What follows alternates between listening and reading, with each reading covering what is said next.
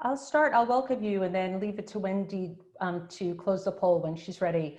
I wanted to welcome and thank you for joining us today for this important Climate Week event. I'm Deborah Gordon. I'm a senior fellow at the Watson Institute at Brown University and the former Climate and Energy Program Director at the Carnegie Endowment. I'm very excited for this event personally. It fits squarely into my area of study on oil and gas and climate change that I've been probing since early in my career, starting at Chevron and then later at the Union of Concerned Scientists. First, some background. Over 40 gigatons a year of man-made carbon dioxide have to be avoided to safeguard the global climate. And the oil and gas sector contributes about half of this man-made CO2, as well as a significant share of potent, shorter-lived climate pollutants like methane. Charting the path to deep decarbonization requires trusted climate data and analysis to accelerate action for greenhouse gas emission reductions. I myself am constantly searching for trustworthy data, transparency, in order to do the assessments that I do. To achieve this goal, Rocky Mountain Institute and Spherical Analytics that I've had the pleasure of working with, they've created the Climate Action Engine. It's a single data and analytics platform that's designed to produce actionable insights.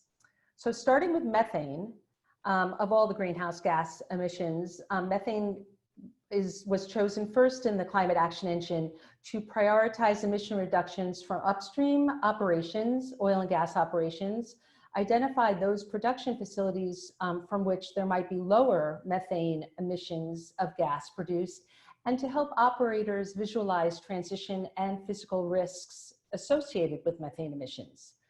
This is a critical place to start because we need the oil and gas sector to act. And in fact, I would say truly succeed in cutting their methane emissions if society is going to achieve deep decarbonization. So the panelists for this today, to celebrate the launch of the Climate Action Engine, represent some of the world's leading thinkers and actors in this decarbonization space that's so vital.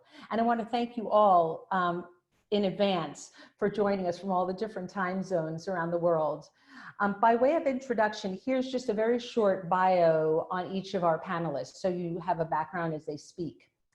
Felicity Underhill is the General Manager for Future Fuels at Origin Energy, and Felicity is responsible for developing Origin's low and zero carbon fuels business and working across Origin to decarbonize their gas operations and developments. Chach Gramage is manager of the methane emission at Rocky Mountain Institute, and Chach focuses on efforts to reduce emissions from the oil and gas sector and manages efforts to create a global market for methane emissions certified gas. Scobie McKay is the managing director in the commodities and global markets business at Macquarie, an Australian multinational investment bank and financial services company, and Scobie leads the supply chain solutions team in Houston.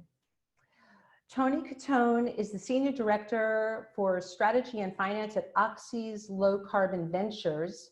And Tony leads Oxy's strategy development, planning, and execution for financing and funding carbon capture, utilization, and storage projects, CCUS, and developing creative business models to reduce global emissions. Chris Resendez is Chief Business Officer at Context Labs and its climate-focused subsidiary, Spherical Analytics, that work with RMI to release the Climate Action Engine. And Chris manages multi-stakeholder collaborations to instrument the physical world with a digital trust platform built on enterprise data, which is the baseline for all of this in the Climate Action Engine. And joining us at any point he wants to weigh in, and especially to lead audience Q&A questions at the end, is Taku Ide, who is a principal at Rocky Mountain Institute. Taku leads the development of the Climate Action Engine and works closely with industry, financial institutions, and regulators to deliver a common set of metrics that make emission reductions actionable. A very tall task that's extremely important. So here's the roadmap for the next 90 minutes. We'll begin with a brief background on the development of the Climate Action Engine that Chris will give, followed by a demonstration, a video on the climate action engine. So you'll see it in action and moving around, get a sense of it. Then the panelists will engage in a discussion that I'll help them lead, and going back and forth between themselves as well. And we'll end with a round of question and answers from those of you joining us today. Please type your questions in the Q&A box that you'll see on the bottom of your screen, not in the chat where normally you would, because the chat won't be seen. And so don't use the chat box for your questions. In the chat box, however, there will be a link to RMI's report and the Climate Action Engine landing page if you would like to use that for later purposes. So without further ado, over to Chris from Spherical Analytics for a brief introduction about what's involved in the elaborate process of producing acid-grade, immutable, measured, and modeled data. Chris? Thank you, Debbie.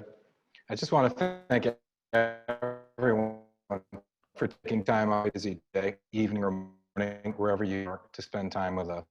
We're thrilled to be with this team. We're thrilled to be part of the Climate Action Engine. I'm Chris Rezendes. I'm the Chief Business Officer of Spherical Analytics. We're a software company. And the kind of software that we build is called Enterprise Data Fabric. What that means in simple terms is we can find and collect any data anywhere in the world that we're allowed to get access to. We then make sure that that data is stable and secure. We enrich that data so that it can have as much power as possible for as many stakeholders as possible to make decisions with that data. To be clear, we understand how important data is for decision making in some of the biggest, most complex systems that we're trying to rebuild, including energy, including climate. And our job at Spherical is to enable acid-grade data to come from anywhere if it can be tested and proven to be stable, and to be stateful and secure, and deliver it to subject matter experts such as those at Rocky Mountain Institute. In these cases, those subject matter experts are literally among the world's leaders in understanding how to characterize methane emissions, how to create strategies for the mitigation or elimination or avoidance of those methane emissions, and furthermore, in some cases, how to create value, and in some cases, economic value from those models. So I'm going to try and answer 3 questions very quickly. First is, what do we mean when we say acid-grade data? How does acid-grade data matter, or why? And how do we do it? And first and foremost, what it means is, when we look for data sources, we try to go as far upstream as possible to the inception of the data. Where does the data come from? And we try to establish pedigree on the source of the data. What sensor, what company, what person, and literally try and understand to instantiate and persist the source of the data. Every time we call for the data, we retest the source. We never trust that the second time we ping a source, it will be as clean as the first time. The second thing we try to do is enrich that data by giving it context, by trying to find complementary sources of data that would support the statements that the original source is making. And third and final thing we try to do is make sure that we have an immutable distributed ledger, a registry of record, blockchain, if you will, that enables all of the parties that are trusted who are making contributions to this acid-grade data to have access to it. It's about pedigree, about provenance, and veracity. Why does it matter? Because the sources of data are exploding, and some of those sources are not well known. Some of them maybe shouldn't be trusted so much, but clearly we're having more confusion than we are clarity with all this new data. And finally, the decisions that we need to make today, not tomorrow, not in the next 10 years, or not in the next generation, but today, are critical decisions that have more to do with productivity or profitability and as much to do with climate resilience, community resilience, and some other really important decisions that folks have to make to rebuild systems in more resilient modalities. And finally, how do we do it? Well, the first way we do it is by pursuing standards, technical standards, including open source standards, including collaboration with as many communities as possible across technical domains, operational domains, and of course, across these scientific domains. The second thing is talent. Our team is a complete team with physical world subject matter experts and data scientists and cryptographers and mathematicians, but most importantly, our team is an adjunct or a partner with the teams of our clients and their partners. Finally, it's got to be about collaboration, not one time, but persistently. In the same way that we're trying to make sure that the data is stable and safe and secure persistently, we've got to be collaborating persistently with our teams. So what does AGD enable? It enables the asset owners and operators to disclose more data with lower risk. It enables their stakeholders in the scientific or regulatory or host community or risk or finance communities to have their transparency goals met with less risk. It enables every party to take more responsibility, but not necessarily assume more liability. It's about a collaborative environment where trust is the currency that we enable. And at the end of the day, we think we can accelerate these kinds of investment decisions, we can scale these kinds of investment decisions, and we can persist the new kinds of models that the folks at RMI through the Climate Action Engine are espousing. And with that, I thank everyone for paying attention over the past 3 minutes. Debbie, I hope that worked. Taco, I hope it worked. And I can't wait to hear what Felicity, Scobie, Tony, and Chats have to say.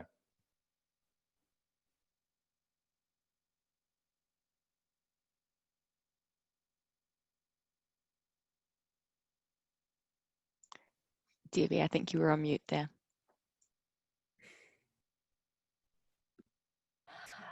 Sorry, I put myself on mute. I said, thank you, Chris. And now let's roll the Climate Action Engine demos so that everyone joining us can see data in action.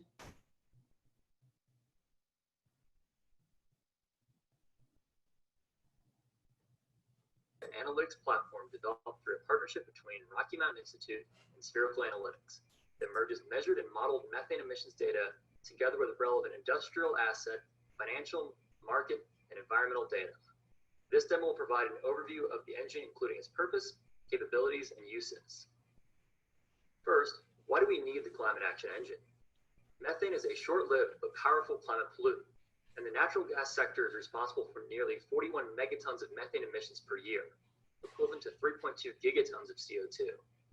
To reduce these emissions, companies, investors, and policymakers need a trusted climate intelligence tool to provide undeniable, real-time climate data, informing decision-making and enabling impact measurements. This data is then analyzed to generate actionable insights. The call to action must be explicit as well as easily digestible to motivate decisions and change behaviors in order to maximize impact. Let's dive into the platform itself now. This is the Map Explorer within Climate Action Engine. Much of the data ingested so far has focused on the prolific Permian Basin in Texas, due to the scale and growth of production operations in this basin. We elevated this area as a test case to define and develop specific functions for the Climate Action Engine. We will update the CAE on a rolling basis and will soon expand coverage nationally, then globally. We are also actively developing additional advanced analytics and dashboard views. Let's spend the next few minutes going into a number of data layers we have already been added to the engine and talking through some key points and targeted use cases. The layer menu along the left side of the page allows users to add or remove features to the map. Layers are grouped by theme. Groupings include assets or physical equipment such as wells, pipelines, and processing plants, ESG events as reported to regulatory agencies, satellite sensor data, aerial sensor data, and risks to fixed assets. Let's go through each group in turn. The boundaries are very straightforward and include Texas counties, oil and gas districts, and basin maps for all primary tight shale oil and gas plays across the US. Clicking on any element of a data layer will bring up its associated data table as shown here. Next, onto the ESG layers.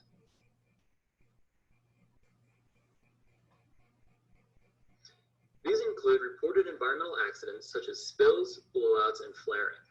The self-reported flaring layer also gives us our first look at the trusted timeline.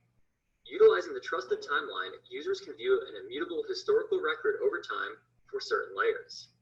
To isolate a time period of interest, simply click and drag the mouse within the timeline from the desired start to desired end dates. Or enter specific time periods of interest, such as operational quarters or fiscal years, into the boxes here. The aerial sensor layers include data from flyovers. Flyovers using hyperspectral sensors provide elevated methane concentrations with high spatial resolution that can provide more detail than satellite data. We have aerial flyover data at a geospatial resolution of 5 kilometers by 5 kilometers and a methane detection threshold below 20 kilograms per hour, which allows methane emissions to be tied to a particular well pad under favorable weather conditions. Private users of Climate Action Engine will be able to upload their own flyover data from drones or from aircraft to complement the publicly available data streams. Next are the satellite sensors. Currently, we have data from VIIRS and TRPOMI. The VIIRS satellite, operated by NOAA, produces data that can be used to identify flare activities. This allows for comparison of self-reported well flaring versus flaring detected by VIIRS. I'll talk more about this insight later. The second satellite, TRPOMI, operated by the Netherlands, is a methane sensing satellite that can differentiate elevated methane emissions in the atmosphere. The data is displayed as a grid with 7 kilometer by 7 kilometer blocks colored by methane intensity. And again, the trusted timeline is part of this layer. We will continue adding more satellites as soon as they're launched or the data becomes available. Next, the asset layers include all primary oil and gas operating assets analyzed within the platform, including oil wells, gas wells, pipelines, natural gas processing plants, and underground storage. The oil and gas well layers display over 433,000 active wells across the state of Texas. In line with common industry practice, wells classified as oil wells are shown in green, while wells classified as gas wells are shown in red. Zooming in on the map allows users to drill in with high resolution, viewing all the way down to a single well pad, operating asset, or adjacent community potentially impacted by local industrial activities. Selecting any of the displayed assets will open up an extensive collection of information regarding the asset design, operation, including historical production data for water, oil, and gas, as well as information about the owner or operator. Lastly, we have a menu for risk to fixed assets. Currently, this layer can be used to assess the potential risk for coastal flooding to impact production operations and consequently operating cash flows. As tropical systems increase in intensity due to climate change, FEMA is updating flood hazard maps along the Gulf Coast. This analysis can help investors identify which operators have the highest climate risk exposure or help operators evaluate which lease or asset holdings to maintain or divest. Our roadmap includes expanding this type of climate change risk layers to include other physical risk factors such as wildfire potential or earthquake risk, especially for regions where hydraulic fracturing is common. To help users start making sense of all this data, the engine allows users to search or filter for specific assets. For example, we can locate and identify a specific asset or group of assets using an asset identifier, such as finding a well using the Texas Railroad Commission Lease ID or API number. Alternatively, you can filter visible asset layers to show all the assets owned by a given operator or exhibiting certain behaviors, like high or low production, gas-oil ratio, or methane emissions intensity.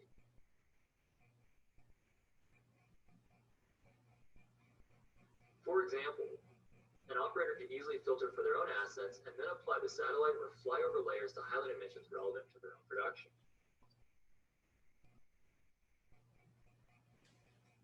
Walk through some of the insights the CAE provides today.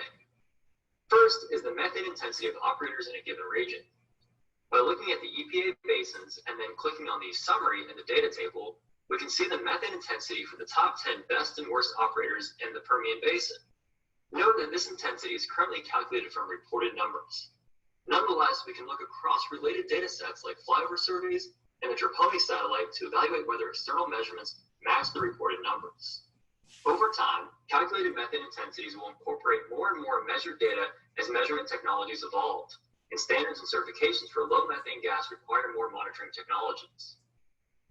Second, building off my comment earlier on comparing self-reported and measured data, we can analyze self-reported flaring against VIIRS data and show where there are discrepancies and how large they are. By adding both data layers, it's easy to see how these numbers compare for a given period of time. By drilling down in the trusted timeline and even going into a single well pad, we can really get a good sense of how these numbers match up against each other. Finally, Climate Action Engine can show the production of risk from physical climate change impacts, in this case from flooding. This analysis pulls in data on which wells are in flood zones, their production numbers, as well as the probability of a flood shutting down production over a specified time frame. And here we see listed out the operators that are most at risk given these assumptions. And with that, I conclude the Climate Action Engine demo. Feel free to reach out to our team at the email address listed here to learn more about how your teams can access climate action engine capabilities, contribute data, or engage our teams in implementation configured specifically for your company. Thank you again for your time. Great, great. I'll kick off with discussion with first an overarching question to each panelist, and thank you in advance for your brief responses. Starting with Felicity from Origin Energy, can you share your reactions to the Climate Action Engine and how the Climate Action Engine might assist your company in accelerating its efforts to bring about a lower carbon future? Sure, thanks, Debbie. It is fabulous to see such granular and real-time data capability. At Origin, we are trying to drive towards a 1.5 degree aligned world, and for us and for everyone else, that begins with reducing the operational emissions that we can control. And anytime we try to improve our performance, no matter what the area, the first thing we need to do is understand our data. And decarbonisation is no different. We can't reduce what we can't measure, and we're currently undergoing an effort at Origin to map our emission sources to our wells and facilities down to the component level. We then use that information to prioritise emissions reduction activities that lead to the biggest bang for our buck or the most effective, cost-effective emissions reduction. And just as has been done in the Climate Action Engine, when emissions are presented in the context of operational details, concrete emissions reduction initiatives are much easier to define. Great. I keep on muting in between. Tony, for Oxy's part, what are your reactions and how might this help? Yeah, so hi, Tony Gatton with Oxy. Maybe just start off with what's really unique about Occidental Petroleum, and that's really that we're the largest consumer of CO2 in the entire world. We do this through our enhanced oil recovery operations, where we're sequestering 20 million tons of CO2 every year.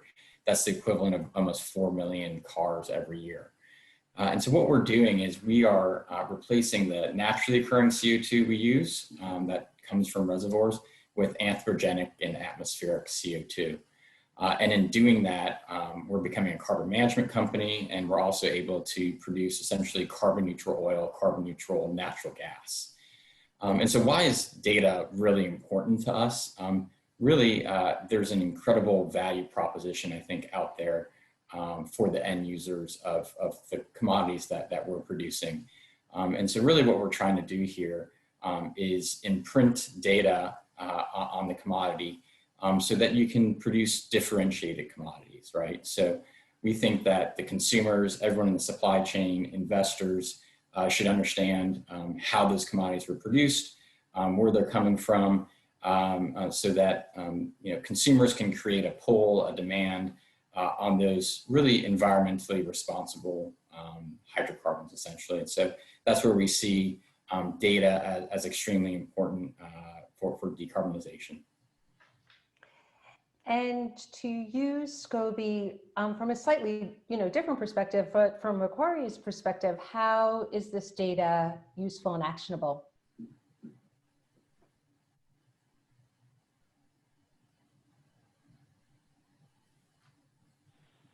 Sorry, just getting off mute. I think from our perspective, Macquarie is an international finance institution. We're a little bit different though from other typical banks. We're very focused on physical assets, whether that's physical commodity assets or physical energy production assets. We have about 20 gigawatt of renewable energy assets that we already own, and another 25 gigawatts under construction. We're the largest infrastructure manager in the world through our funds business, and through our commodities business, we trade about 125 or so products globally in different financial and physical markets. I think for us, along the lines of what Tony and Felicity have already said, fundamentally, in order for consumers in the market to give value to environmentally differentiated commodities, people have to have a belief in the ability to measure those environmental attributes of the commodities. If we can't, as Felicity very distinctly said, if we can't measure it, we can't action it. And I think really what we're focused on is trying to build out markets that do give value to environmentally differentiated commodities, and where end buyers are empowered to choose to pay a premium for those as a critical tool in the decarbonisation journey. And so data platforms like this really create a myriad of opportunities to give value to ESG differentiated businesses, whether that be in the form of carbon neutral barrels of oil or units of gas, as Tony mentioned, whether it is cheaper weighted average cost of capital through debt and equity for climate aligned businesses versus traditional businesses, whether it's through real-time ESG investment tools that allow the investment community to give value to sort of real-time ESG data that's coming out of this sort of platform. I think we are seeing already a very big redeployment of capital towards ESG aligned businesses, and we think that that's just going to accelerate and become a real driver of essentially of economic activity at the largest macro level as these markets develop. Very good. And Chats and Chris, anything to add in terms of feedback to the other panelists or anything you want to ask them? I'd just jump in and say it's really exciting to hear those opinions from the panel there. And I guess that's the rationale for the Climate Action Engine, right? It's to combine this software and service industries for climate intelligence as we see it, and leveraging these tools both on the operator side of things for improved process design and lowering OPEX, but then bringing this value to customers through this trusted data, and therefore ultimately transitioning right into clean, affordable energy solutions. So it's really great to hear. Chris, anything? I'd just like to add and reiterate the idea that lots of discussion around sort of the stakeholder economy or sort of stakeholder economics. We're proud that when we're working with the people that are on this panel, and specifically working with the folks at RMI, the host communities matter as much as the potential differentiated commodities buyers do. This isn't just about, say, climate risk mitigation. In many ways, this is about proving that the future pathway to industrial productivity and to financial profitability is going to be through decarbonization, water security, and detoxification. That versus, it won't be an or situation anymore. You know, it'll be an and situation. It'll be, if you can achieve decarbonization and prove it, then you'll have the opportunity to be more climate resilient and more successful against the traditional metrics. So that's what we're really excited about, is this idea that the things that Scobie and Tony and Felicity have talked about is that they're making economic decisions based on getting better environmental data. And that for us is one of the most exciting dimensions of what Climate Action Engine enables. Yeah, I couldn't agree more. I mean, I do think it was said before by Felicity that what you can't measure, it's very difficult to manage. I also think that another concept out there is what is underpriced is overconsumed. So in order to actually have data and be able to price it and have the market work around it is phenomenally important in terms of managing climate. So I want to thank you all. Let's go into you know, there are many varied opportunities where trusted data can promote best-in-class operations, which is what we're talking about, safeguard assets, allow oil and gas operators to differentiate themselves and their products, which is really the name of the game here. But let's go into a couple use cases. I wanted to ask, before we open up for Q&A, let's start some detailed conversations here, because I think your companies will find different benefits from the Climate Action Engine. So a major opportunity exists to differentiate oil and gas operations by methane intensities associated with the gas you produce, or in Oxy's case, maybe also the CO2, certainly with CCS. And financial markets and buyers of natural gas, regulators, and the public can use this information to reward operators, which companies to invest in, how to behave in the marketplace when it comes to methane. So to Felicity first at Origin Energy, and then maybe to Tony at Oxy, how are you tracking your methane emissions today? And is there room for improvement in your methodologies? And why do you feel that it's important to quantify your emissions footprints accurately? I think Felicity, you started down that path before. Yeah, sure. So right now, our methane emissions are based on a combination of measured, metered, and factored data. in line with the Australian National Greenhouse Gas Reporting requirements. And while it may be sufficient for reporting, as I mentioned previously, it's not sufficient to help us identify specific areas for reduction activity. So to improve confidence in those estimated emissions, we're working with scientific bodies such as Australia's Commonwealth Scientific and Industrial Research Organisation, or CSIRO, and we're also increasing field-tested methane detection technologies. And the why is something that both Tony and Scobie referred to earlier. If we're able to quantify our emissions footprint accurately, not only are we going to ensure that we can reduce our emissions, but we're able to offer our customers something that we're hearing more and more that they have a desire for, which is carbon neutral, low and zero carbon fuel products such as carbon neutral natural gas or LNG. We really need to be able to work with our customers along the supply chain to make that happen. Great. And to Tony. Just echo everything Felicity said about our methane emissions as well. We're looking to end routine flaring by 2030, but I'll twist it a little bit, Debbie, and where we're very focused on is more on the carbon capture side. That's where we specialize in, and so really it's taking what we're learning about in our hydrocarbon space and capturing CO2 from hydrocarbon sources, and applying that obviously to other industries, right? So it's not just going to be oil and gas that can have a differentiated product where you can create a brand that customers sort of value and trust. We're looking to expand that to other industries, right? So for climate solutions, you have to think about steel, you have to think about cement, you have to think about chemicals, right? And so we're looking to essentially deploy carbon capture and sequestration at these types of industries. And I think it would be phenomenal to be able to track that with data, and essentially that same imprint that you might want to have on natural gas or oil, you put a similar type of data onto cement, tons of cement, steel, and so forth, and be able to offer that really as a differentiated product, that those carbon emissions, that this is a lower carbon intensity product, and really create brands. And so I think our main takeaway here, right, is, and I think a lot of people have said this, is really trust through transparency.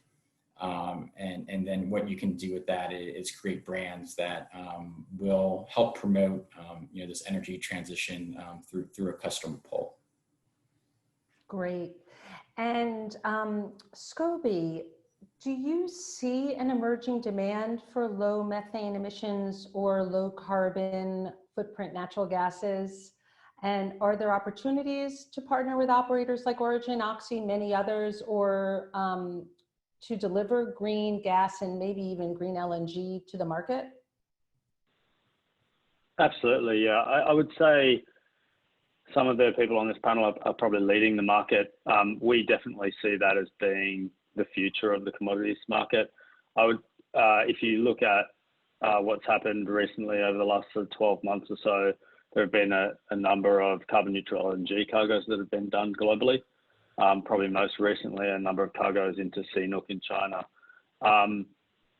What's interesting about that is there was a recent press around that, and the fact that the end buyers of the gas resulting from that LNG were not necessarily willing to pay a premium for the gas delivered into the Chinese gas network. I think what's interesting about that is that part of that reticence is based on buyers continuing perceived lack of good data as to how the GHG footprint of the cargoes is derived, and concomitant confidence in the way it's been neutralised. And I think the sort of work that's being done here amongst the people on the panel and with RMI and Spherical really goes to answering that question. Without a doubt, we see though the evolution of the market towards that. And I think Tony's example of not only one for one, say, LNG molecules with offsets as a carbon neutral solution, but also taking it into industrial sectors such as concrete or steel. I think what we're seeing now is granularity along the entire supply chain. So I suppose here we're talking about methane leakage at the wellhead, but that can be traced down every component part of the supply chain, and different actors in that supply chain may pick up parts of the cost, if you like, of offsetting or of reduction or abatement along that supply chain. And I think once you start creating those integrated supply chains, then you start to have a really fairly active market where you have opportunities for arbitrage, opportunities for cost efficiency allocation across different actors in the supply chain, opportunities for differentiated actors to come in with, for example, carbon neutral barrels of crude that feed into industrial processes, or other examples like that. So I think there is definitely, we're at the front edge of what's going to be a bit of a revolution in the commodities market in this sense.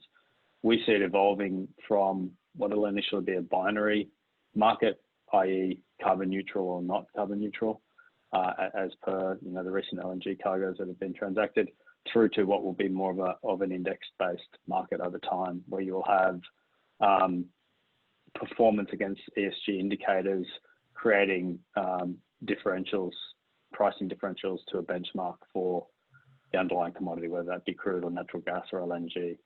To my mind, that's just a matter of time. Yeah, and that brings in what Felicity was saying, that brings in the real nuance in everything throughout the entire supply chain that decision makers, marketeers can use.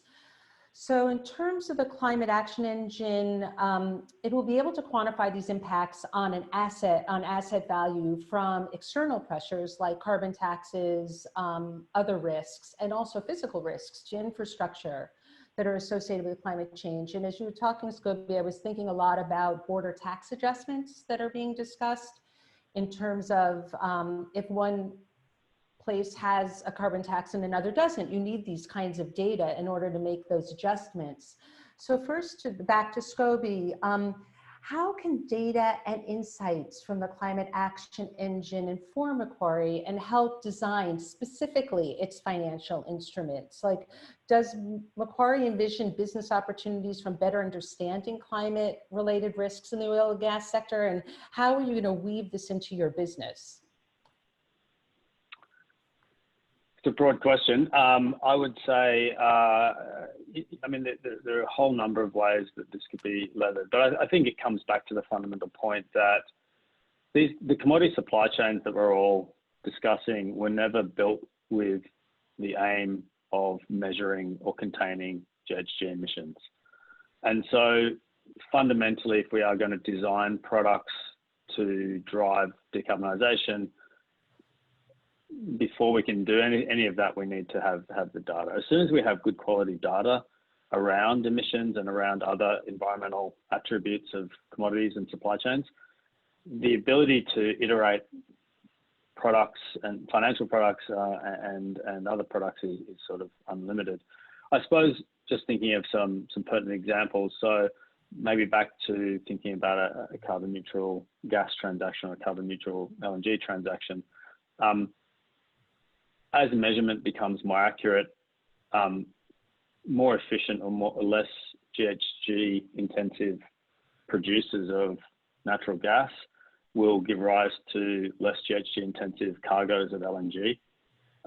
And that will result in a lower aggregate carbon footprint that needs to be bundled with fewer carbon offsets in that example to give a fully carbon neutralized cargo. And so that's an immediate way in which price and value can be allocated to environmentally differentiated supply chain. So when we start to think about ourselves being in that mix and helping clients to deliver carbon neutral products, we see that feeding directly into the price of carbon neutral commodities as they're delivered.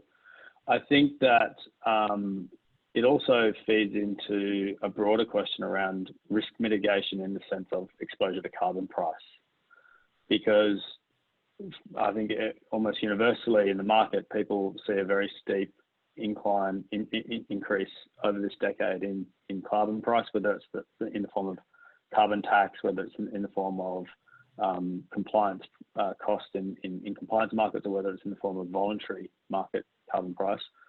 And fundamentally, decarbonisation is a fairly long structural journey that we all need to embark on. While we're waiting for that to happen, more carbon intensive businesses are going to have a greater exposure to carbon price inflation. And I think this tool, these types of tools, help us to measure that exposure and potentially to think about ways of hedging that exposure for clients, whether that be in the form of long-term carbon offset contracts, whether that be in the form of facilitating direct investment in carbon abatement projects, or co-investing with corporates alongside them in terms of building infrastructure, the CCUS, for example. There are a multitude of ways in which I think the financial sector can bring their expertise to bear in that. But I do think that underlying all of it is the ability to measure, which brings us back to what we're talking about today. That's great. And to follow up with Tony and then Felicity, what are some examples of how you're mitigating your climate-related risks to your assets and operations today? And how might each of your companies use these type of trusted climate action engine data? Yeah, I think it's a powerful tool. I think, again, how we'll be using it is in the way I've described it before, essentially, it is that we're very interested in decarbonizing the entire energy chain, the entire hydrocarbon chain. And so that really requires tracking the data throughout. And so we have obviously a large position in the Permian, but also around the world. And so there's obviously concern that those assets could become stranded at some point.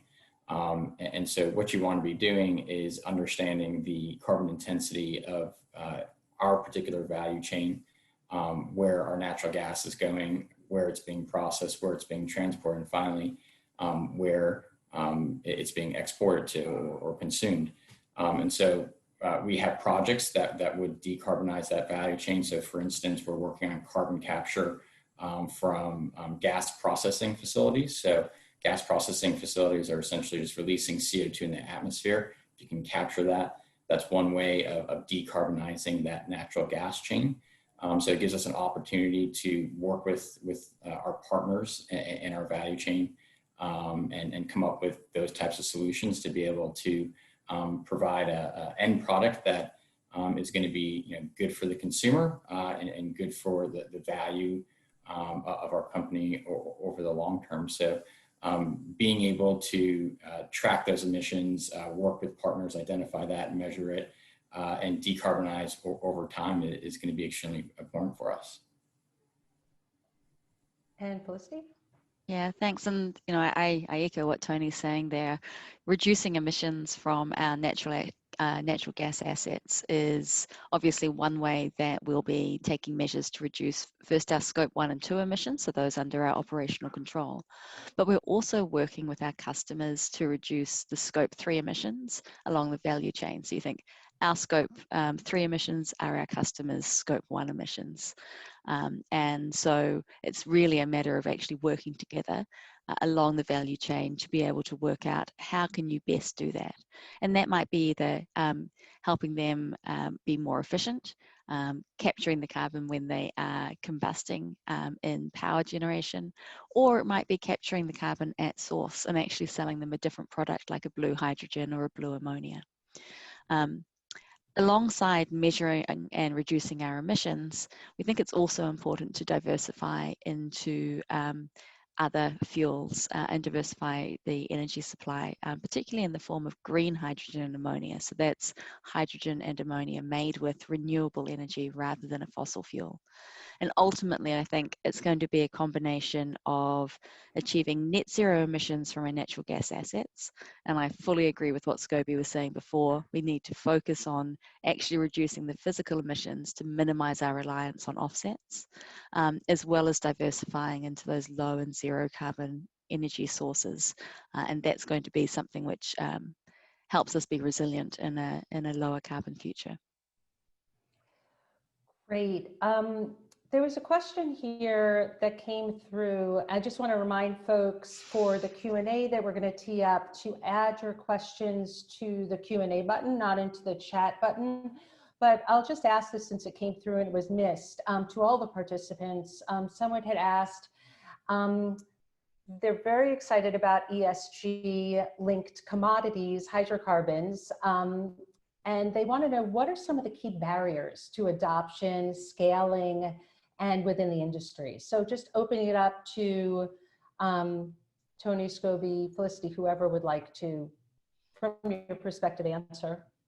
I could start off, and Scobie and Felicity, everyone help. I think there's a couple, right? I think one, I can give you an example and data around that. So imagine you're at the gas pump and you have an option to offset your emissions for 10 cents extra a gallon. That's actually happening, and there's data around it. And there's about 1% of customers actually offset their emissions at the pump. And so there is friction for the consumers. There's unwillingness to pay more. As a consumer, I think that it makes it difficult to implement. So I think much of this will be driven by the regulatory environment to be able to decarbonize at scale. I think that's one example. I think the other example, I think, is just a perspective about the hydrocarbon industry in general.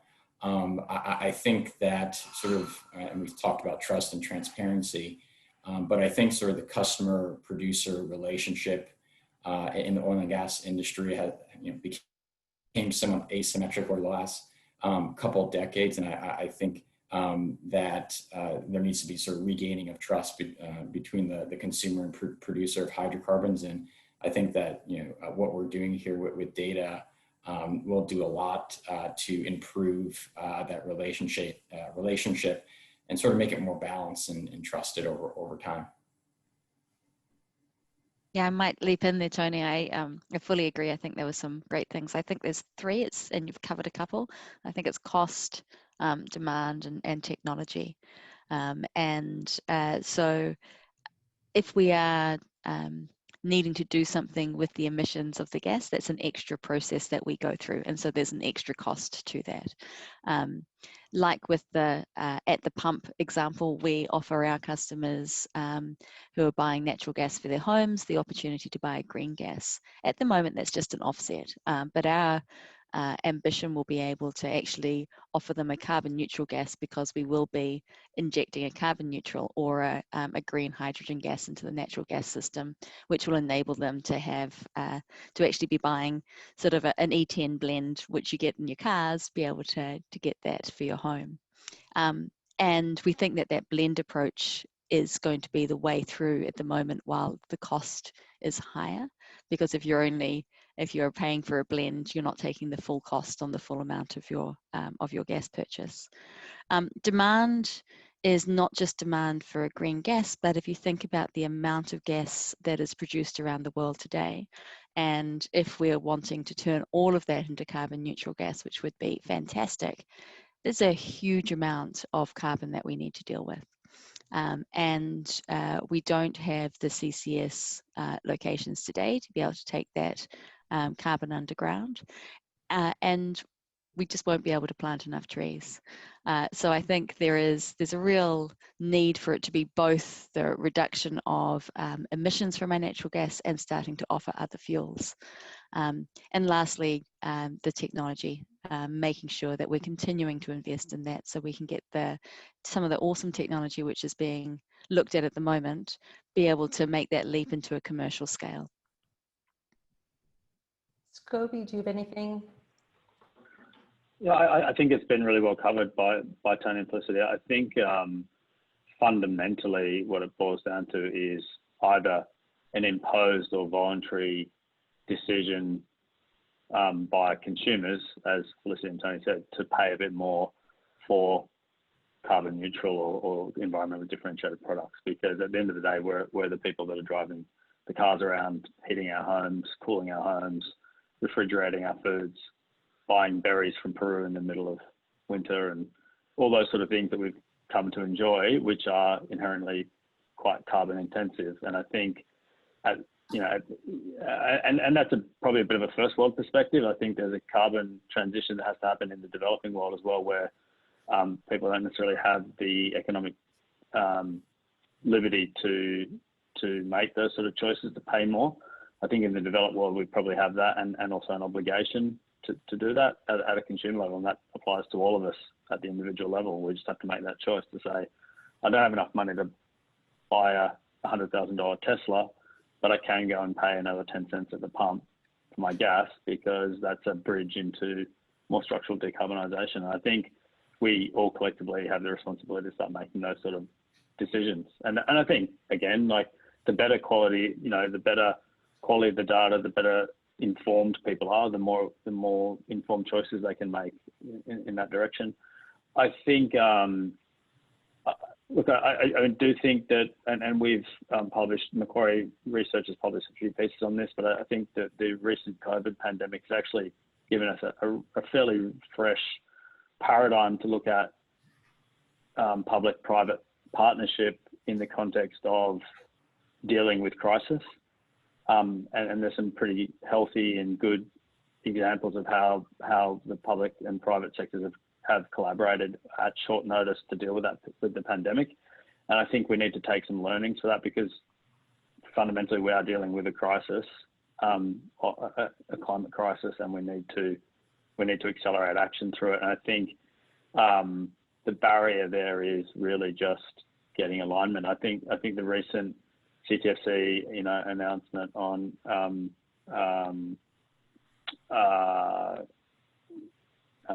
climate risks to the US financial sector is a good example, with a lot of leading companies behind that calling for a carbon price. And I think things like initiatives like that, where we are actually pricing in the external, the value of carbon, the environmental externalities of these activities, will drive behaviour, and that's fundamentally where we're heading. And I think a lot of the leaders in this, you know, around the table are calling for essentially that at the end of the day. Yeah, it really is a paradigm shift that's so needed, and thank you very much for all you said. One last question before we open to Q&A.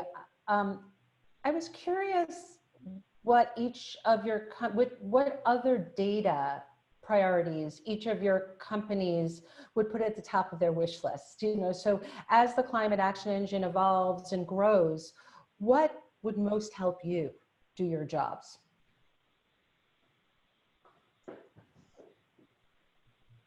Well, coverage across Australia would be fantastic, being able to get into that detail. And then I think it is, and Chats may have mentioned it as well, where, you know, starting with methane is fantastic, because it is such a short-lived climate pollutant, but then starting to move into other greenhouse gases will help us out as well. Any thoughts, Tony?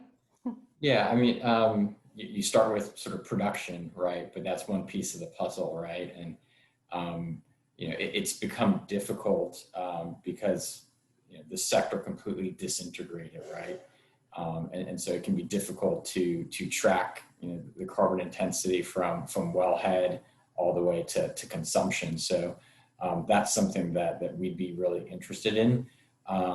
And, you know, what it would do is promote partnerships, right, for those refiners perhaps that are most interested in refining, let's say, carbon neutral or even carbon negative crude, right? And so they have a prerogative to do that because they have assets in the ground. They want to extend the life of that asset. So they should want to be partnered with Oxy, for instance, to process that crude. So getting the entire value chain involved is really what's needed, I think, for success over time. I think from our perspective, I'd echo that. I think we're doing quite a lot of work to be able to do full supply chain carbon accounting for the purposes of commodity trades, and partnering with customers to do that. And we have, you know, to be really frank, I think our approach is we need to act soon and now. We need to, and definitively, and I suppose the inclination is for the industry is to get all of the data and before we do anything. And I think we have to all accept that this is an iterative process. Again, these supply chains were never built with the intention of measuring or mitigating greenhouse gas emissions. And so there is going to be an iterative process where capital needs to be deployed to improve the instrumentation and gauging and measurement capabilities along those supply chains. But that shouldn't stop us from acting. We should be taking the best available data, taking the most conservative of that data, adding appropriate buffers, and then moving through to creating carbon neutral products and a marketplace for those where there is economic value attached to them. Because that's the way that we'll really get change at scale, is getting actors in the market that are paying a premium for differentiated products, which will feed capital back into the supply chains. Absolutely. I mean, kind of a necessary ingredient. So thank you all for that discussion. I thought that was great. It sounds like there are all of these opportunities for both financial institutions, operators to come together and share this kind of common language around the metrics of risks and ways to kind of repeg this industry so that it gets rewarded for doing the right thing and having a marketplace that's differentiated so the public can actually pick and choose as well.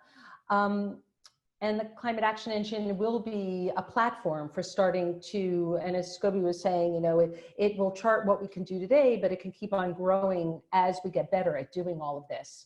So we'll come back to chat shortly to discuss the many other opportunities of the Climate Action Engine. Even though it started with methane, there's more growing out of it. But first, we wanted to open up the questions to the audience, and I'm going to turn it over to Taku, who's worked with all of our panelists, and he'll field the questions and ask them. Great. Thank you so much, Debbie. And thank you to all the panelists for your wonderful discussion thus far.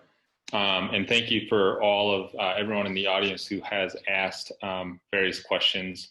And I've been trying to answer them in detail, but if the answers aren't satisfactory, please do send me an email at the end of the webinar, and I can definitely carve out time to answer them in more detail. So I would like to begin with a set of questions that I've been getting, which is around to Chris, and this is around SA's capabilities. So one of the questions in a group of questions is the differentiation between Spherical Analytics and multiple other platforms that exist out there that are integrating the data. Could you talk a little bit around how SA differentiates itself from the market? Sure, I'll try to be quick about this and not make it too much of a commercial. But I think we have to start with this concept of asset grade data and how there are other companies that have the ability to ingest multiple sources. They may be called multi-source or all-source ingestion platforms. There are other enterprise data fabrics. But the key is we are instantiating and persisting the identity of the source of the data every time we ingest or we execute a transaction. Every event, any transformation of data in our system is a transaction, it's an event. There are entities and there are events in our systems, and every single entity and every single event is tested and retested. So we don't just test a source once and then walk away from the testing of that source and accept the data from that source in perpetuity. Every single event, every single transaction drives in our system because it is replete with machine learning. It is an AI enablement platform. There are all these little routines that when there's a call for data from a given source, we'll go back and retest the source. We'll go back and retest the payload data. We'll go back and retest all the metadata fields. We will make sure that the payload data is immutable, that it only comes from the attested sources, and that as we look to enrich the data or context the data, we'll do the same for those other contextual sources, those other enrichment entities as well. So the key is a single sensor delivering a single stream of, say, readings from a sensor, that's the payload. We'll create a small community of practice around that data to make sure that it remains immutable and stable and stateful, and that however the users of the data need to test it so they can trust it, we'll build these machine learning routines around that sensor data with either internal or external third parties, either humans or other sensors, to be able to essentially compose a richer context around which that data can move, and that data can be analyzed, and that data can be trusted. That's probably one of the biggest differences. Maybe the second is the fact that every one of those entities that comes in or changes any of its parameters or any of those data that come in, all of those transactions or events are registered in a, quote, registry of record. That's our distributed ledger. Our ledgers are private permissioned ledgers. That's blockchain for folks who like to pay attention to the terminology. But the best way to describe the second major differentiator is in the way that we trust each other as humans, or our institutions trust each other, we're not pretending we don't trust each other. We're not pursuing this zero trust environment where unknown entities get into the system and can make statements about someone else's data.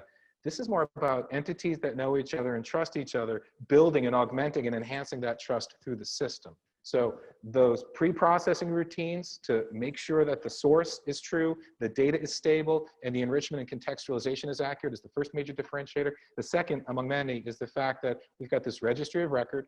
It's a real-time source of audit, so that any of the partners who need to come in and see what has happened and see what's being done, they get access to that real-time audit trail. There are many other differentiators, but I think those two for the front end, asset-grade data, probably encapsulate a big part of it. Thank you, Chris. So moving on to the next question, and this is a question to chats. So in terms of using, and here in our panelists today, we have a good representation of the folks who are building the engine, as well as the operators and the financial institutions. Are there any activities planned around communicating the findings, the insights that we gain from this to policymakers or regulators?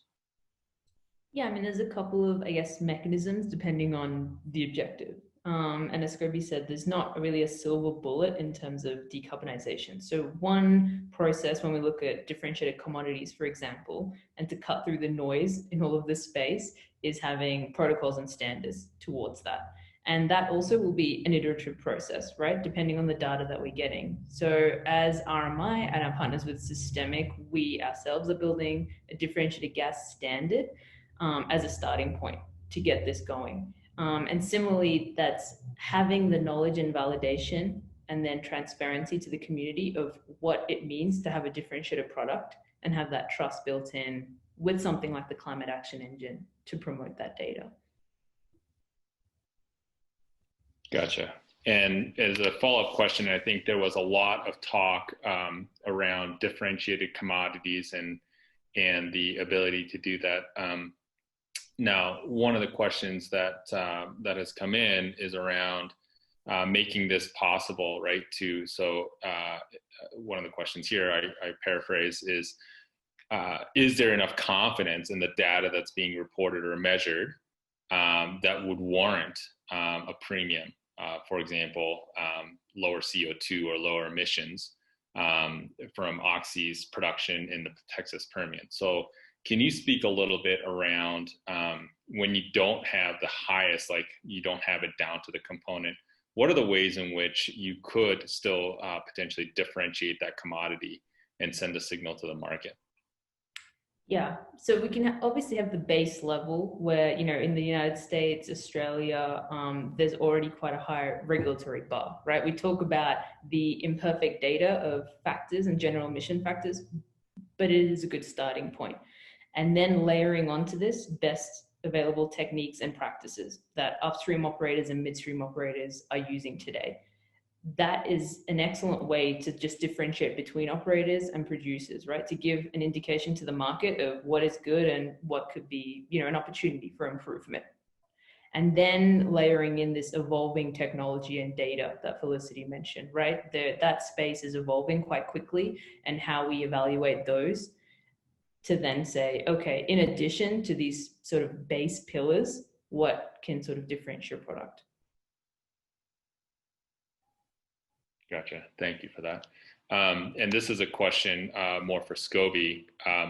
What do you anticipate the spread or the percent premium to be for certified environmental attributes or carbon neutral crude, for example?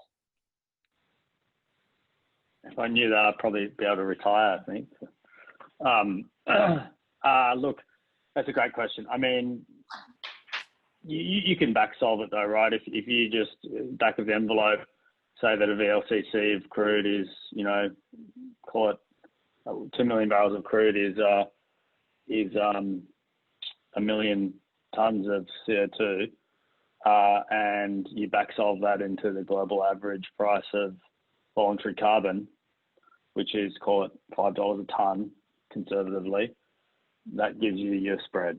And so that is, I mean, is as good a benchmark as anything for giving value to that at the moment. Now, there's a lot to unpack there, and obviously not every ton of carbon is the same ton as carbon. So if you can, as Tony is doing, you know, work on showing a direct linkage between sequestered barrels of CO2 and the crude extraction and production itself, arguably that has more. Some would argue that has more direct linkage and direct value than, say, a carbon abatement project happening in a different country that's geographically dislocated from the source of production. But I think that as a simple way of thinking about it, there is a cost of carbon in the international voluntary market.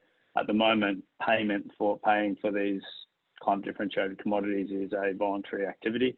And so you can back solve from the global price of carbon into a carbon differentiated premium for a barrel of oil or an MMBTU of LNG or any other product.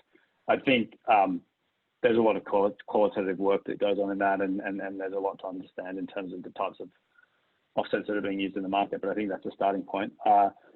Some would then argue that, well, and I think what we will start to see, for example, in natural gas, you'll start to see a stack. You'll start to see a gas stack. So some gas buyers might take some renewable natural gas, but that's trading at a massive premium to gas, right? And so call it $20-something versus $2-something. It's a order of magnitude difference. And then you'll have responsibly produced natural gas potentially, which could encompass low methane natural gas, which will be able to be certified. And we're doing some work with some of our partners, including expansive CBL markets, to come up with a tradable instrument for methane differentiated natural gas. And then you'll have potentially carbon neutral gas thrown into the mix, which is gas molecules plus offset molecules or offset tons. And then you'll have conventional. I think you'll start to see an emerging stack of gas in the market, each with different pricing levels. How you price that, I think, really depends on and it will be dependent a little bit on the buyer's predisposition in terms of what type of abatement, sequestration, offsetting, etc., they're willing to pay value for. Some are very sensitive to geographical location and linkage to the area of emission. Others are less so, and we see a really wide range in the market. So I think it's a good question. It's very hard to put an answer on. I think if you just look at the spread of carbon price internationally, it ranges from sub $1 for some CORSIA compliant carbon offsets in the market through to $125 a ton for fuel tax in Sweden, and so that gives you the range of cost of carbon neutrality that exists at the moment. That will hopefully converge and clarify over time, but it's not an easy question to answer. And so perhaps maybe to dovetail off of that, and Tony, I'll ask you this. This is an expansion off of Mauricio's question. So is the lack of a standard in the market today, is that something that acts as a barrier to helping you develop a commodity that's differentiated by grade? And are there any other barriers that you see that prevents Oxy from just going full bore on being able to supply a differentiated commodity? Well, when it comes to, let's say, carbon neutral oil or even carbon negative oil or carbon neutral natural gas, there are standards that have methodologies around the accounting for the capture of CO2 from a capture source. Let's take direct air capture, for example, right? There are standard bodies that have that methodology available, but there's no standard that says here carbon neutral barrel of oil, right? And so that's really where we need to get to, and have that be globally accepted and recognized.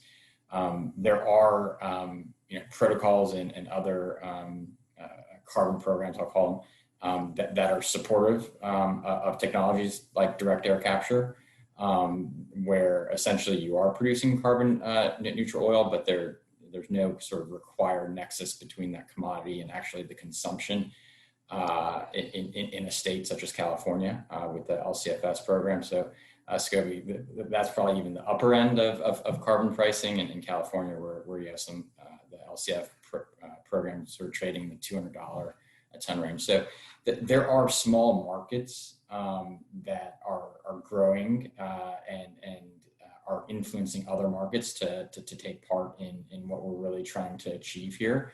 And I think that's probably a good way of going about it. Let's sort of prove success in a certain area, and then have that be replicated in additional states and countries and programs. I think when we're thinking about carbon in the next decade, I think you really need to think about aviation and probably even marine. These are going to be the really hard to decarbonize industries, where we're going to have to be very innovative as to solutions and how to go about accounting for carbon offsets as well. And so I think the ICAO for CORSIA has done a lot to get that going, get that system going, and there's multiple standards there where we see our products can fit into from a carbon offsetting perspective, but additional clarity, I would say, around what qualifies as carbon neutral oil in that market or low carbon fossil fuel in that market would, I think, really get things going for the industry. Hopefully that answered your question. Thank you. Felicity, do you have anything to add to that from an operator's perspective in terms of? Yeah, I think I do. Thanks, Taku. I think the reason clarity is important is twofold. So from an operator perspective, we need to know prior to making an investment that we're going to be able to fit within a certain category. So we'll be making investments for how we're going to reduce the emissions, but also whether we're going to be taking a portion of offsets or carbon capture or other carbon negative technologies in order to be able to sell a carbon neutral product. And so we need that certainty to make sure that investment is a safe one. That clarity is also needed for our customers. Customers having clarity is one of the things that may go some way to rebuilding some of the trust that was talked about earlier in this webinar. I think having that clarity, the transparency, being able to track through things like the Climate Action Engine to show that you really are able to claim a carbon neutrality or one of Scobie's other categories for socially responsible gas is going to be vital. Otherwise, everyone will be making up their own criteria and selling it, with some will have a positive impact and some will not. So it's important for trust and it's important for investment certainty. Thank you. And shifting gears just a little bit, and this is a question to Debbie. And for those of you in the audience, Debbie is an accomplished emissions modeler herself. She has quite an exciting body of work that allows us to look at and estimate emissions coming from oil and gas assets. And this is a question for you, Debbie, that has come in, and the question is as follows. In areas and parts of the world where sensors are not yet deployed, are there ways to reliably and with high fidelity estimate emissions, and how would one go about doing that? Great, thanks, Taku. I think that there are always going to be places in the world where we don't have sensors, and even more so, places in the world where there is data, we can't get it. You know, I'm thinking in the back of my mind, Russia, Iran, Iraq, you know, places where a lot of oil and gas come from. So I think that there's a layering here of, and it was said earlier, you know, I think Scobie said, you take what you can get when you can get it, and then you have to continually create more knowledge as you go, because this is a process. And because my current efforts focus mostly on bottom-up modeling of engineering of oil and gas systems, I think about ways to use those data where you can't necessarily get actionable data in the moment. You want to work toward it, but you don't have it yet. And some of those examples are prospective projects that aren't built yet, but they're in planning, but you want to understand more about them and what their emissions are, how to offset them. You can actually model operations that aren't even on the ground yet, so you wouldn't have any sort of you know, scoped emissions, censored emissions from them. Also, what we've been able to do with models is do scenario planning. I recently did a side-by-side analysis with NASA scientists that looked at a blowout to see how much methane really came out of the ground during the course of that month-long blowout, which happened to be in Texas. And we were able to reconcile the modeled numbers and the values for methane with what the satellites found. And it was very close, which you know, is gratifying, and I think for all of us to see that we can actually start to estimate these things closer to what we think they are. We've been able to model a lot of mitigation strategies. Again, things that aren't happening yet, but going back to what Felicity said earlier, helping to prioritize what might happen first or be easiest to do and where the low-hanging fruit are, and things that then Scobie could use to bring into market decision-making and then reward the operators for doing that. And then the third example I would say that's brought out through all of the work that I've done on modeling oil and gas systems is to be able to go beyond where I think a lot of the focus is now on production. We've done life cycle accounting, and there aren't necessarily monitors and scopes and sensors along every pipeline and all through the ocean where LNG ships will travel, or at every refinery. So the idea of being able to model, I think Tony brought it up earlier, but this whole life cycle of oil and gas, which allows not only to understand where the emissions are coming out in various parts of the supply chain, but which operators you want to work with, because these assets change hands all the time as they go through the supply chain, and good operators want to deal with operators and have the handoff from those that are best practice operators. So it gives that type of ties together from, you know, cradle to grave, they say, you know, the whole entire supply chain. So I guess the role of bottom-up engineering-based tools that I've been working on is that they utilize the climate action engine data, because we take in data from the climate action engine, which is invaluable to get this trusted data, to be able then to augment the data and give back, you know, ideas for where better data are needed, and then complement those insights where we might not have sensors with estimates that are based on the engineering systems that these oil and gas systems rest upon. Thank you for that. And Chris, building off of her comment, would it be accurate to say that Spherical Analytics platform will be able to take in both modeled and measured data in a way that allows you to stitch together various sources of emissions, not just measured, but sometimes when you do have to rely on modeling, and make that a seamless experience for the users? Precisely, seamless, but also transparent. One of the things that the front end of the system does is declares, if you will, or identifies. When we say source, there are types of sources. It can be instrumentation.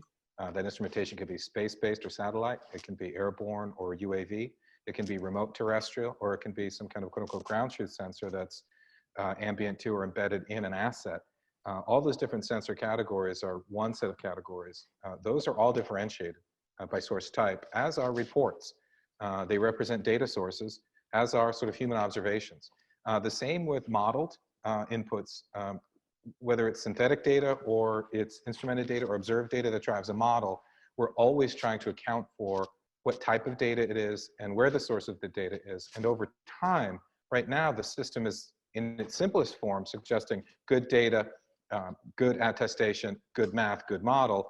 Over time, it'll be sort of like a cybersecurity rating where the trust rating in the data is also going to be on a continuum. And as Debbie stated earlier, and Scobie has suggested, we can't wait for the perfect to get started. What we need to do is start on a business case basis, on a set of terms and conditions that are in a certain context, see what we've got available, and then continues to sort of tighten the aperture on the gaps in the data sets that would enable one of these transactions to happen. So whether it's instrumented or observed, if it's synthetic driven or it's data driven modeling, we can and we do ingest that data, we harmonize that data, we pre-process and exploit that data. But the key is all of that pedigree and provenance is in a registry of record. It is made available to users, and they can actually apply, if you will, different ratings to those signals that are rooted in performance, not in sort of subjectivity. So one way to think about this is it's the exact opposite of, say, sort of sentiment-based analysis rooted in likes in Facebook, without any sensibility around the veracity of a given event, something that someone did, a place where that person was.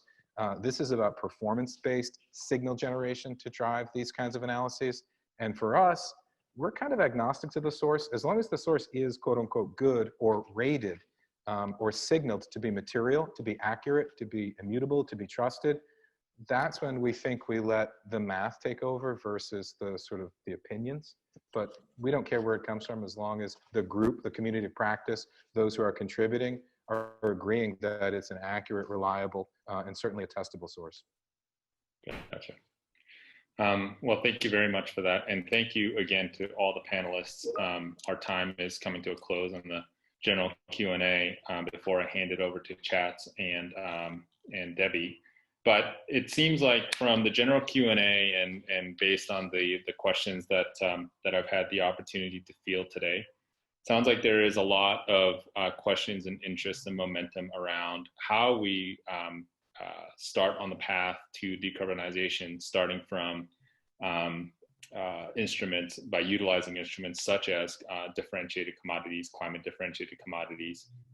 It sounds like operators, certainly our panelists, Origin Energy, Oxy, are in position and are already thinking about different ways in which we can meet those criteria. It sounds like, Scobie, from your answers, the financial institutions are, at least Macquarie is thinking about this deeply, and I'm hoping that even amongst the panelists that this spurs a lot of conversation. And I invite a lot of the attendees of this to go ahead and inquire this further and build the relationships there to make this market possible. And it does sound like there is a little bit of work to do around the data governance, the pedigree of the data, making sure that the data is high trustworthy. And those are some of the things that we will be thinking about here at RMI. And in addition to that, Chats is leading the work on the standardization of a lot of these commodities, such that we can not just do bilateral deals, but scale them in the future. So with that, I'll hand it over to Chats, who will talk a little bit about the sort of the visions of the Climate Action Engine going forward. And then we'll hand it over to Debbie to close up. So thank you very much. Thanks, Taku. Yeah, just to add on, I guess, and finalize on that, as we discussed today in this webinar, to scale this energy transition, we need new ways to expose the risk of inaction and identify emerging opportunities for emissions reduction. And we at RMI and our partners believe that this requires reliable and timely data as a starting point. And so the Climate Action Engine is just one of a suite of examples and a real-world demonstration of such a solution. It's an emissions decision and support tool for the oil and gas industry. And so over the next 6 to 12 months, specifically, RMI and our partners Spherical Analytics will be focused on working directly with the oil and gas industry on a global scale to test and refine these use cases. As we saw earlier at the top of the hour on the demo, using public and proprietary data to deliver these valuable insights on where to look for greenhouse gas emissions and how to tackle them, but across the supply chain. And one of the exciting developments we see beyond this period is the opportunity to integrate information that financial institutions, buyers of commodities, and regulators seek, such that we're all working from the one same set of common metrics under one platform. And this could then fuel a market, right, for environmental differentiated products, appraisal of investments, including calculated risk value caused by factors such as stranded assets or extreme weather events, and as well as tracking these overall commitments and claims that are made from producers. At RMI, we have relationships now with sort of these emerging technologies that'll help us continually improve these metrics, such as RMI's alliance with Climate Trace and the California Satellite Program. So in addition to that work, at RMI, we're also assembling the right players that will help develop these metrics for and replicate this model for these harder to abate sectors, as Tony mentioned, right? The cement, steel, chemicals industry, as well as aviation shipping. And so convening this coalition of partners, leading financial institutions that are committed to this 1.5 degree future. And all of that is based on using trusted and validated data to facilitate actions towards this decarbonization strategy. So that's in terms of next steps for RMI, and that's pretty exciting. Great. Well, thank you so much, Chats. I just really wanted to give a sincere thank you to, there was a lot of planning that goes behind these Zoom events as we're all learning. And I really want to thank Felicity and Scobie and Tony and Chris and Chats, certainly the whole RMI team, and all the participants, everyone who signed up, some 240 people that signed up to be with us today. From every sector, private, public, nonprofit. I mean, clearly this is a very important issue. And as we've heard over and over again, trusted data lies at the heart of dealing with climate change in any sector, especially the oil and gas sector. The best insights can't be created in a vacuum. However, we're going to need operators, we're going to need service providers and financial institutions and governments and certainly civil society actors in the public to help shape these insights and make the climate action engine as powerful as it can possibly be. So if you're interested in working with the Climate Action Engine team, if you have any follow-up questions, if you want any more information on the Climate Action Engine, please reach out to RMI or Spherical Analytics. The address, I think Wendy was putting it in on the screen, the contact information, and there it is. So hopefully you can all see it now. So feel free to reach out, fielding any question whatsoever, because I think that this group is very intent on making this be an extremely, workable platform for all sorts of players to be part of. And most importantly, I think I wanted to close by saying to be well and stay safe during this time. And thank you so very much for joining us.